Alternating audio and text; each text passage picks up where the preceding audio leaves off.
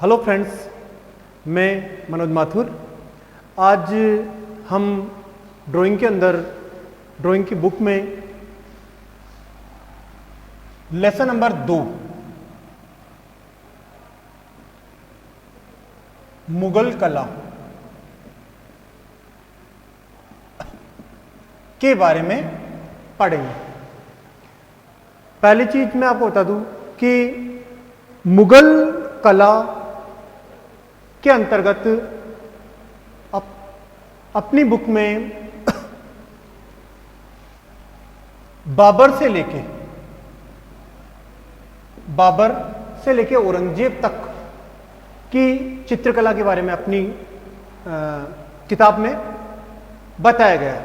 जैसे मैं आपको बेसिकली बता दूं वैसे ही कि बाबर का पुत्र हुमायूं का पुत्र अकबर का पुत्र जहांगीर का पुत्र शाहजहां का पुत्र औरंगजेब। यहां तक अपनी बुक के अंदर 12th की जो बुक है उसमें यहां तक की चित्रकला के बारे में बताया गया है। और मुगल बादशाहों की इच्छा के अनुरूप ये जो मुगल बादशाह थे, इन मुगल बादशाहों की इच्छा के अनुरूप चित्रकला का विकास हुआ था। अब हम सबसे पहले मुगल कला के बारे में पढ़ते हैं और कि मुगल कला की उत्पत्ति कहां से मानी गई है। तो मुगल चित्रकला का आदि स्रोत के बारे में पढ़ेंगे हम। आदि स्रोत के बारे में हम पढ़ेंगे। मुगल कला का आदि स्रोत मैं आपको बता दूं कि मुगल कला ईरान और फारस से होती हुई भारत में आई थी। यानी जब भारत में मुगल चित्रकला प्रारंभ हुई तो उन पर सबसे ज्यादा ईरानी चित्रकला का या फारसी चित्रकला का सबसे ज्यादा प्रभाव देखा जा सकता है। तो मुगल चित्रकला की जो उत्पत्ति मानी गई है वो ईरान और फारस से मानी गई है। तो हम इसके आदि स्रोत के बारे में पढ़ रहे हैं कि इसकी उत्पत्ति कहां से हुई है। ईरानी, फारसी, मुगल चित्रकला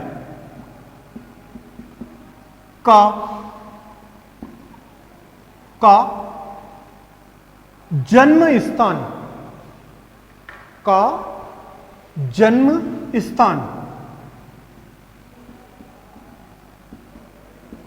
समरकंद व हिरात था। समरकंद और हिरात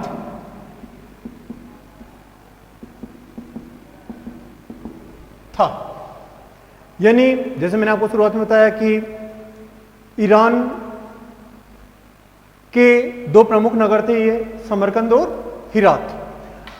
इन केंद्रों से में जो चित्रकला का विकास हुआ, जैसे बाबर तैमूर वंश की 5वीं पीढ़ी का व्यक्ति था। भारत में मुगल साम्राज्य की स्थापना बाबर ने की थी, ये हम आगे पढ़ेंगे। और बाबर तैमूर वंश की 5वीं पीढ़ी का व्यक्ति था। तो ईरानी फारसी मुगल चित्रकला का जन्म स्थान समरकंद और हिरात था। 15वीं सदी में फारस की कला तैमूर वंश के संरक्षण में उत्कर्ष को प्राप्त हुई। फारस की कला 15वीं शताब्दी में तैमूर वंश के, जैसे मैंने आपको बताया कि बाबर जो भारत में मुगल साम्राज्य का संस्थापक था वह तैमूर वंश की 5वीं पीढ़ी का था। तो 15वीं सदी में फारस की कला तैमूर वंश के संरक्षण में उत्कर्ष को प्राप्त हुई और बाद में यही चित्रशैली भारतवर्ष में आई।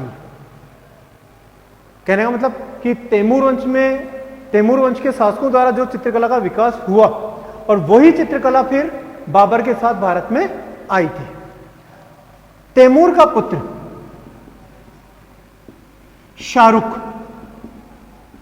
तैमूर का पुत्र शाहरुख महान कला प्रेमी शासक था और इसने हिरात नगर को अपनी राजधानी बनाया।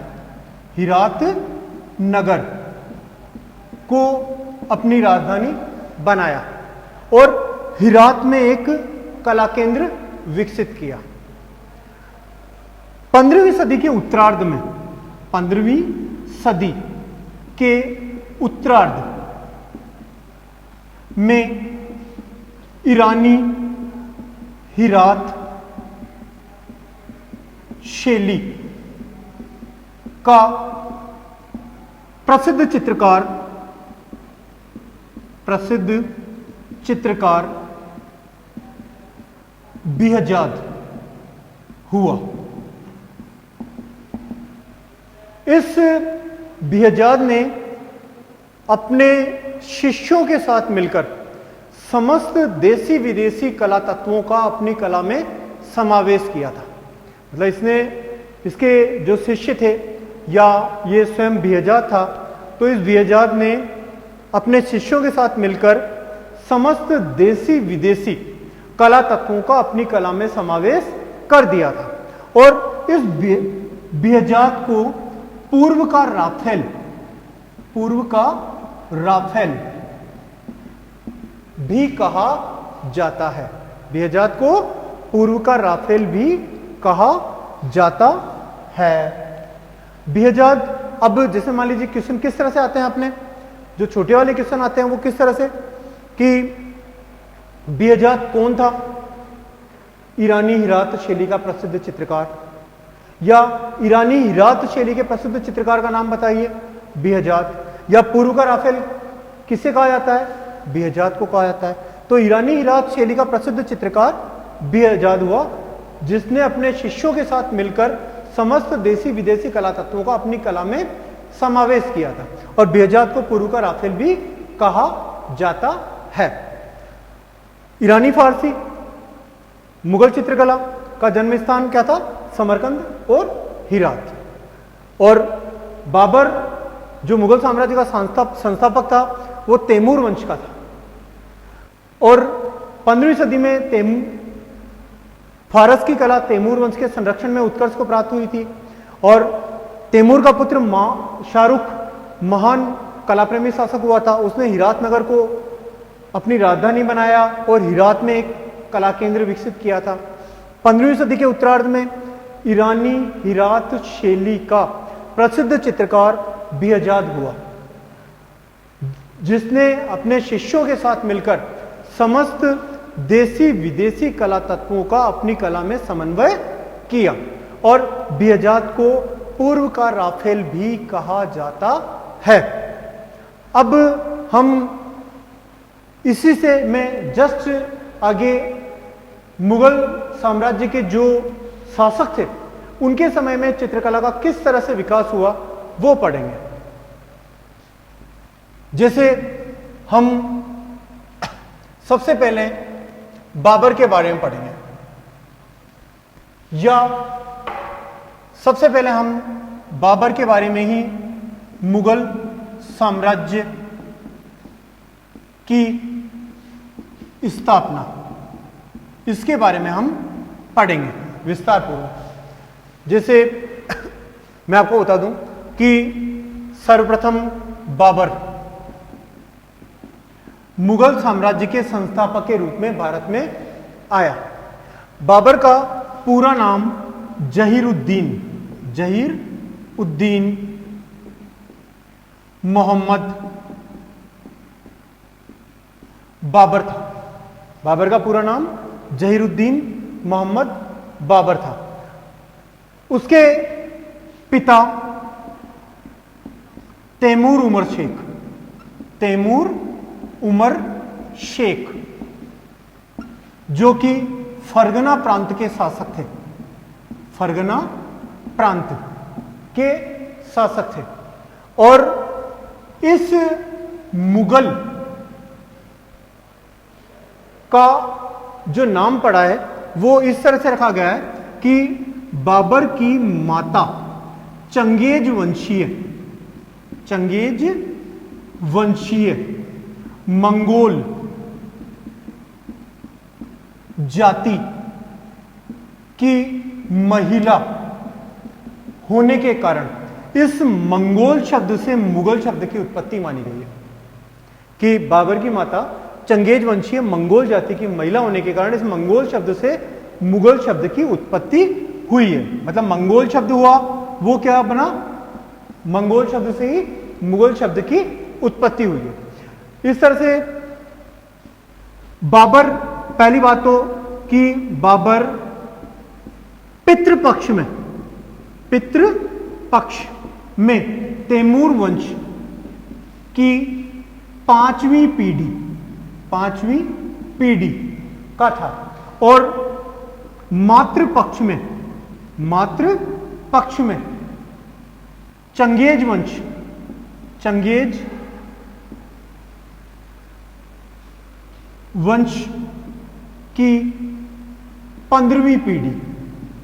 15वीं पीढ़ी का था। मतलब तैमूर वंश के पितृपक्ष में तो तैमूर वंश की 5वीं पीढ़ी और मातृपक्ष में चंगेज वंश की 15वीं पीढ़ी का था। यह चीज विशेष रूप से ध्यान रखने वाली बात है कि बाबर की माता चंगेज वंशीय मंगोल जाति की महिला होने के कारण इस मंगोल शब्द से मुगल शब्द की उत्पत्ति हुई और बाबर तैमूर वंश की 5वीं पीढ़ी का और ये तो पितृपक्ष में और मातृपक्ष में चंगेज वंश की 15वीं पीढ़ी का था। इसी तरह हम बाबर का कला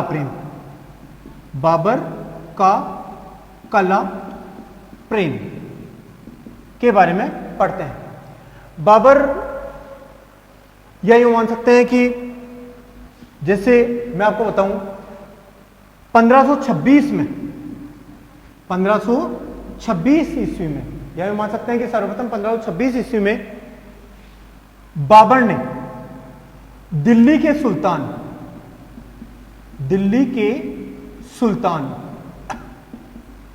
इब्राहिम लोदी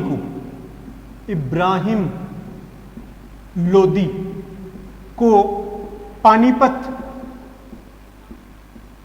के युद्ध में पराजित करके भारत में मुगल साम्राज्य की स्थापना की थी। यानी सर्वप्रथम 1526 बाबर ने 1526 ईस्वी में दिल्ली के सुल्तान इब्राहिम लोदी को पानीपत के युद्ध में पराजित कर भारत में मुगल साम्राज्य की स्थापना की थी। मातृपक्ष में 5वीं पीढ़ी, मातृपक्ष में चंगेज वंश की 15वीं पीढ़ी और पितृपक्ष में तैमूर वंश की 5वीं पीढ़ी। और 1526 ईस्वी में सर्वप्रथम बाबर ने दिल्ली के सुल्तान इब्राहिम लोदी को पानीपत के युद्ध में पराजित करके भारत में मुगल साम्राज्य की स्थापना की। अब हम पढ़ेंगे बाबर का कला प्रेम। जैसे मैं आपको बता दूं कि बाबर एक कला प्रेमी शासक था और उसने अपनी आत्मकथा तुजुक ए बाबरी यानी बाबरनामा तुर्की भाषा में लिखी थी और इस आत्मकथा में उसने बिहजाद और शाह मुजफ्फर जैसे चित्रकारों का उल्लेख उनकी विशेषताओं के साथ किया था कि तुजुके बाबरी या बाबरनामा बाबर के अब जैसे कई प्रकार के क्वेश्चन बनते हैं छोटे, मान लीजिए कि जैसे मैंने आपको शुरुआत में बताया कि पूर्व का राफेल किससे कहा जाता है, बिहजाद को। बिहजाद कौन था? ईरानी हिरात शैली का चित्रकार या ईरानी हिरात शैली के प्रसिद्ध चित्रकार का नाम बताइए, बिहजाद। क्वेश्चन किसी भी तरह से घुमा के आए, पर जैसे मैंने आपको बताया ना कि ईरानी हिरात शैली के प्रसिद्ध चित्रकार का नाम बताइए, बिहजाद। या बिहजाद कौन था? ईरानी हिरात शैली का चित्रकार। या पूर्व का राफेल किसे कहा जाता है? बेहजाद को कहा जाता है। इसी प्रकार बाबर का पूरा नाम बताइए। जहीरुद्दीन मोहम्मद बाबर। बाबर के पिता तैमूर उमर शेख जो कि फरगना प्रांत के शासक थे। बाबर तैमूर वंश की 5वीं पीढ़ी का व्यक्ति था और मातृपक्ष में चंगेज वंश की 15वीं पीढ़ी का। भारत में मुगल साम्राज्य की स्थापना कब और किसने की? तो 1526 ईस्वी में बाबर ने दिल्ली के सुल्तान इब्राहिम लोदी को पानीपत के युद्ध में पराजित करके भारत में मुगल साम्राज्य की स्थापना की। बाबर की आत्मकथा का नाम बताइए। तुजुके बाबरी या बाबरनामा। या बाबर ने अपनी आत्मकथा में किन 2 चित्रकारों का उल्लेख उनकी विशेषताओं के साथ किया?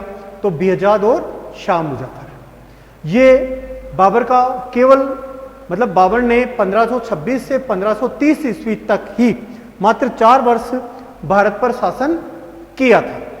1526 से 1530 ईस्वी के मध्य बाबर ने भारत पर शासन किया था और भारत में मुगल साम्राज्य का संस्थापक बाबर ही था। अब हम जस्ट आगे पढ़ेंगे बाबर के बाद में हुमायूं के बारे में। हुमायूं एक ऐसा शासक था जिसका अधिकांश जीवन लड़ाइयों में इधर उधर भटकने में व्यस्त हो गया था।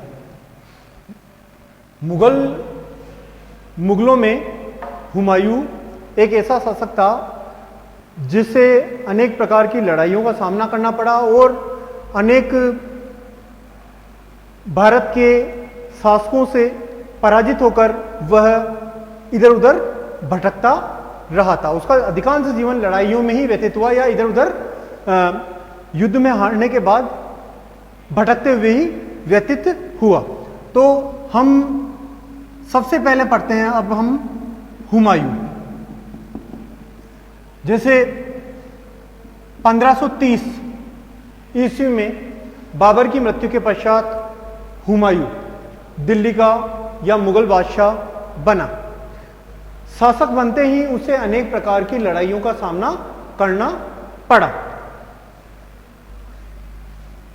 गुजरात के बहादुर शाह तथा बंगाल के शेर शाह के कारण उसे भारत छोड़कर भागना पड़ा। किसके कारण? गुजरात के बहादुर शाह और बंगाल के शेर शाह के कारण उसे भारत छोड़कर भागना पड़ा। इसके पश्चात वह भटकता हुआ मारवाड़, सिंध आदि में भटकता हुआ 1547 में ईरान, फिर फारस के शाह की शरण में पहुंचा। 1547 में मतलब ये जब गुजरात के बहादुर शाह और बंगाल के शेरशाह ने जब उसे बुरी तरह परास्त किया तो भारत से भाग गया। इसके पश्चात वो भटकता हुआ पहले मारवाड़ पहुंचा, फिर बाद में सिंध और 1547 ईस्वी में ईरान पहुंचा और फिर फारस के शाह की शरण में पहुंचा। इस फारस के शाह की शरण में पहुंचने के पश्चात उसके शिया मत स्वीकारने तथा अपने कुशल सेनापति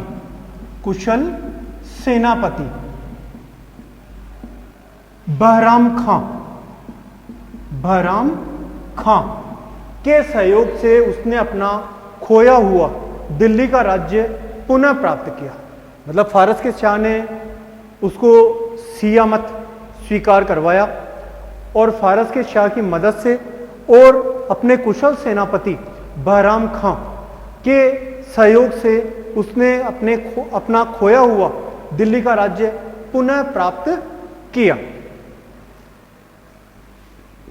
इसके पश्चात हम हुमायूं का कला प्रेम, हुमायूं का कला प्रेम। हुमायूं, जैसे मैंने आपको शुरुआत में बताया कि एक ऐसा शासक था जिसका अधिकांश जीवन लड़ाइयों में ही व्यतीत हुआ या युद्ध यात्राओं में ही व्यतीत हुआ। तो अनेक विद्वानों का मत है कि हुमायूं अपनी युद्ध यात्राओं के दौरान सचित्र पुस्तकें रखता था, क्योंकि वह कला प्रेमी था। और हुमायूं अपने साथ ईरान से 2 प्रसिद्ध चित्रकारों को भारत में लेकर आया। इन चित्रकारों के नाम थे मीर सैयद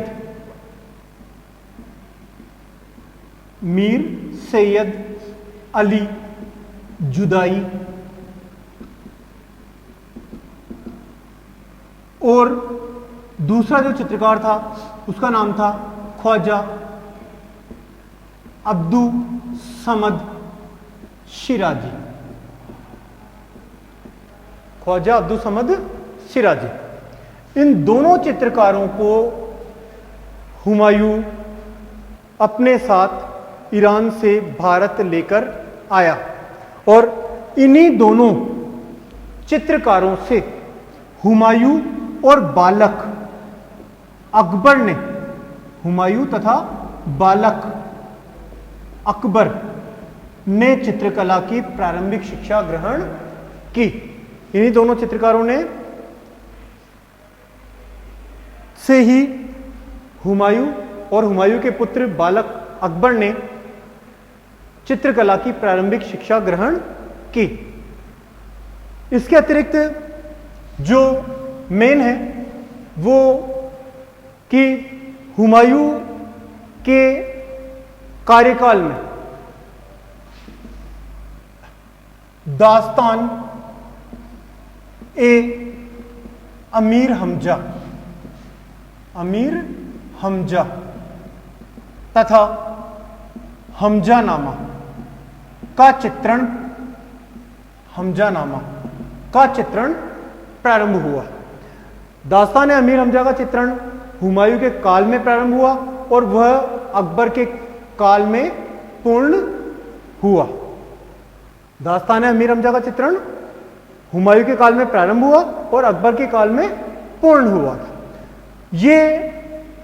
इन दोनों ग्रंथों का जो चित्रण करवाया गया था वह अकबर के चरित्र निर्माण के लिए किया गया था, कि अकबर का चरित्र अच्छा बन सके, वो वीर साहसी बने, इसीलिए साहसी कहानियों का चित्रण किया गया था।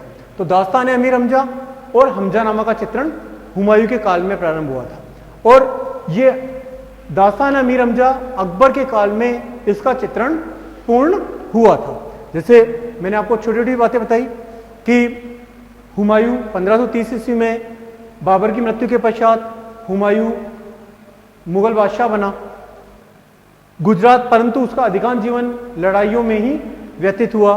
गुजरात के बहादुर शाह तथा बंगाल के शेरशाह के कारण उसको भारत छोड़कर भागना पड़ा। इसके बाद वह मारवाड़, सिंध आदि में भटकता हुआ 1547 में ईरान और फिर फारस के शाह की शरण में पहुंचा। यहां पर उसके शिया मत स्वीकार करने तथा अपने कुशल सेनापति बहराम खां के सहयोग से उसने अपना खोया हुआ दिल्ली का राज्य पुनः प्राप्त किया। और जो मेन है कि हुमायूं अपने साथ ईरान से 2 प्रसिद्ध चित्रकारों को भारत लेकर आया। ये दोनों चित्रकार, एक पहला चित्रकार तो था मीर सैयद अली जुदाई, दूसरा ख्वाजा अब्दुल समद सिराजी। इन दोनों चित्रकारों से ही हुमायूं तथा बालक अकबर ने चित्रकला की शिक्षा ग्रहण की और हुमायूं के शासनकाल में ही दास्तान ए अमीर हमजा का चित्रण हुआ। ये दास्तान अमीर हमजा का चित्रण हुमायूं के काल में प्रारंभ हुआ और अकबर के काल में पूर्ण हुआ, और हमजानामा आदि ग्रंथों का चित्रण किया गया था। हम अगले टॉपिक में अकबर कालीन चित्रकला के बारे में पढ़ेंगे।